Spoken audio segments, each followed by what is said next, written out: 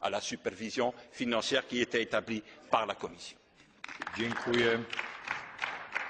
Zieloni, Wolne Przymierze Europejskie.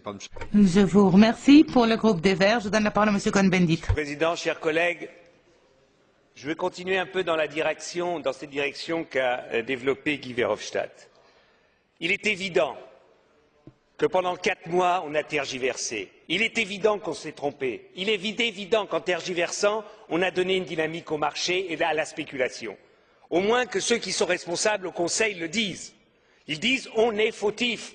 C'est nous, c'est de notre faute. Madame Merkel, Monsieur Sarkozy, je ne sais pas comment ils s'appellent et je ne sais pas ce qu'ils font dans la vie, mais tout le monde pouvait lire ça dans les journaux que c'était à faire tout de suite. Premièrement. Deuxièmement, je voudrais quand même qu'on comprenne une chose. Ce que doit faire le gouvernement Papandréou est une chose presque impossible.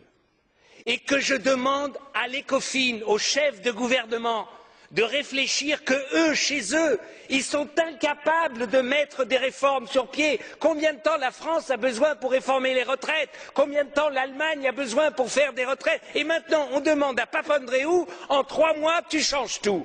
Vous êtes complètement fous. Et la preuve, c'est ce qui se passe en Grèce. On ne donne pas à la Grèce, à M. Papandréou, le temps de trouver un consensus en Grèce, de trouver un consensus. Il n'y a pas d'identification en Grèce avec l'État. C'est chacun pour soi. On peut le regretter, la responsabilité est partagée par des dizaines d'années de pratiques, de corruption des politiques en Grèce, mais il faut créer une cohésion. Il faut le faire, ça se ne décrète pas. Et vous allez voir en Espagne, si vous avez des problèmes, comment ça va se faire. Et ils vont voir au Portugal, s'il y a des problèmes, comment ça va se faire. Monsieur Barroso en sait quelque chose parce qu'il a perdu des élections comme ça. Donc, non, il n'a jamais perdu l'élection. Je veux dire par là que nous devons avoir un sens de la responsabilité. Et nous ne devons pas demander l'impossible. Moi, j'ai l'impression, il y a un temps, on entendait I want my money back. J'ai l'impression qu'au gouvernement, maintenant, on dit I want to make money on the back of the Greece. Parce que c'est ça aussi, quand on emprunte à 1,5 ou 3% et qu'on donne à la Grèce à 3, à 5 ou 6%, on fait de l'argent sur le dos de la Grèce. C'est intolérable. Et puis alors, l'Europe peut prendre des initiatives. Guy Verhofstadt a raison quand il a parlé d'un fonds monétaire européen, d'un fonds d'investissement et de solidarité pour lever un emprunt européen. Il faut changer les traités. Eh bien, ici, camarades, ici, dans ce Parlement, nous avons la possibilité de prendre une initiative pour changer les traités. N'attendons pas le Conseil, ils sont incapables de décider.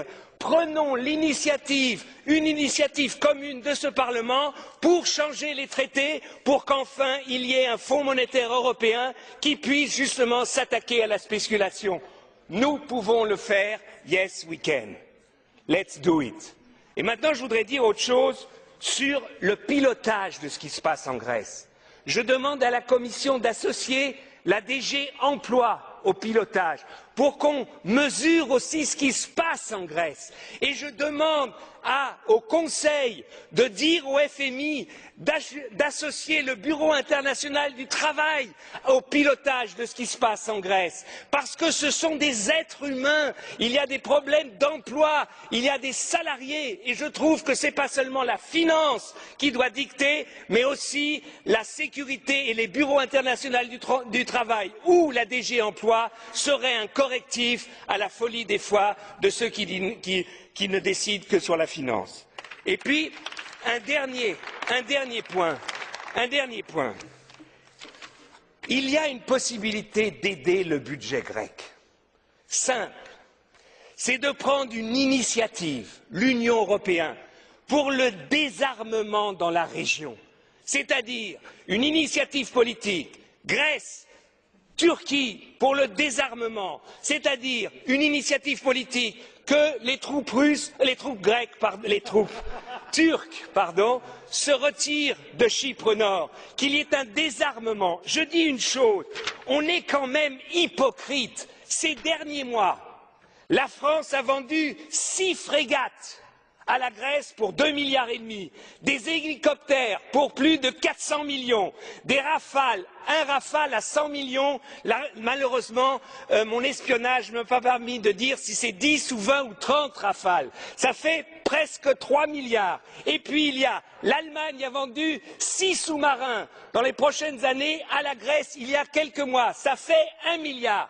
Mais on est complètement hypocrite. On leur donne de l'argent pour acheter nos armes. Je demande à la Commission de faire un rapport ici au Parlement européen et au Conseil sur toute la vente d'armes des Européens aux Grecs et aux Turcs ces dernières années. Qu'au moins il y ait transparence, qu'on le sache.